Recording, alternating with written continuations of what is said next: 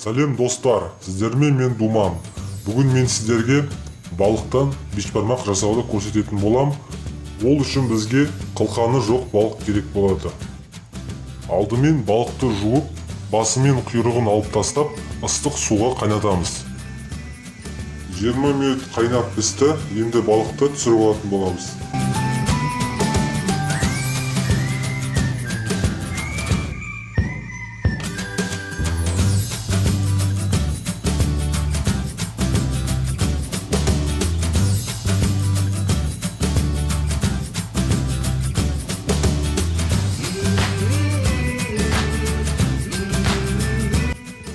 Содан кейін картопты сорпаға дәмді болып пісу үшін 4 бөлікке кесіп саламыз.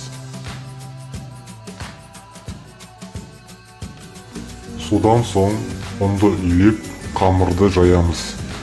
Яғни 4 бөлікке кесіп дайындап қоямыз.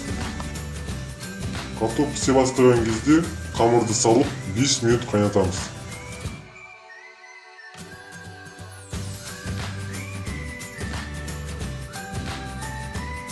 Достар, қамырымыз пісті, ыдысқа түсіріп алдық.